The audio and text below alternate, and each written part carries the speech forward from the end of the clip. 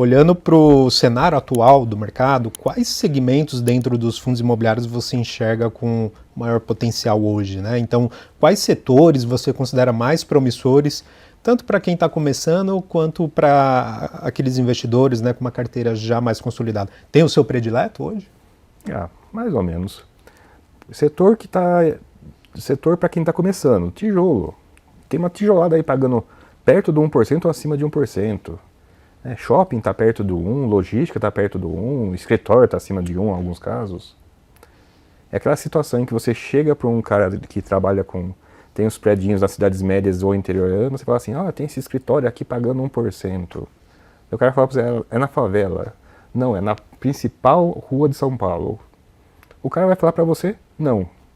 Não que ele não quer, não que não existe, não, é impossível, isso não faz parte da realidade objetiva de quem mexe com imóveis direto e reto. Então, pegar a tijolada perto do 1 é um sonho maravilhoso de qualquer gestor ao redor do mundo. Para o não iniciante, e aqui não é não iniciante, é médio para avançado mesmo. Eu sou fã de crédito, tenho bastante crédito e pelo jeito vou continuar tendo por muito tempo ainda. Analisar o risco de crédito de fundos de crédito é muito recompensador. No ciclo e fora do ciclo. Aqui eu quero generalizar mesmo, tá? Se você consegue olhar para um fundo de crédito como uma carteira de risco de crédito, é muito recompensador. E, de novo, dentro do ciclo ou fora do ciclo.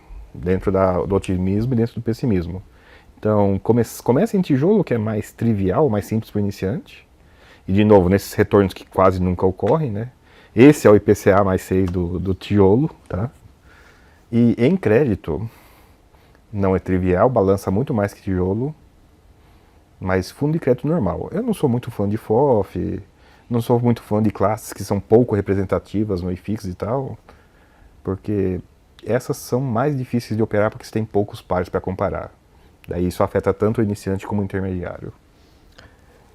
Baroni, a gente está em tela aqui com os principais setores, aqui um consolidado, né, em relação à precificação, né, e por aí vai.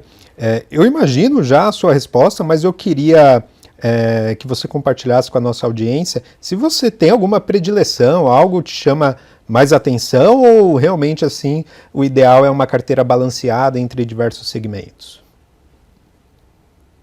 A ideia é uma carteira balanceada em diversos segmentos, embora a gente prefira alguns, né, mais do que outros, né?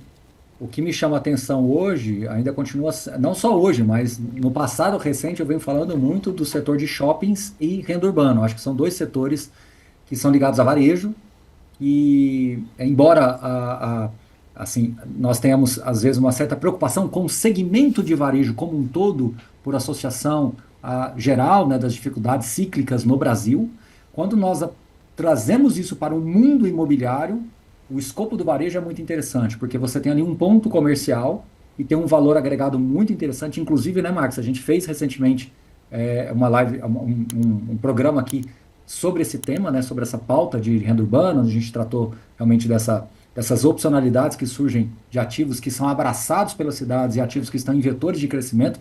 Então, acho que shoppings e renda urbana são dois setores muito interessantes. E quando a gente olha nessa tela, a gente está vendo yields de 11,2 para shoppings, né? E de 12,3 para renda urbana.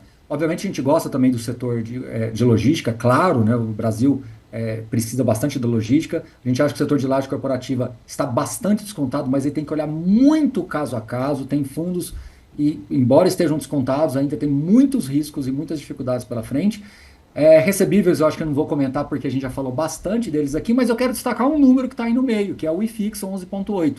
O grande ponto é que a grande maioria das pessoas, dos investidores, eles fazem uma comparação direta com a Selic, né?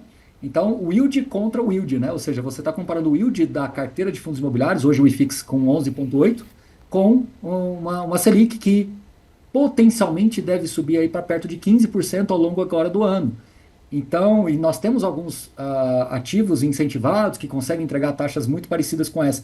Então, aquilo que o Basti falou no início do nosso bate-papo aqui, que é tentar dissociar esse mundo financeiro do mundo imobiliário para que você não seja muito procíclico e seja mais anticíclico. Então, neste momento, a gente está numa situação supostamente anticíclica, porque você está tendo opcionalidades de fundos imobiliários que estão pagando, né, quase 1% ao mês, na média 1% ao mês, esse 11,8%.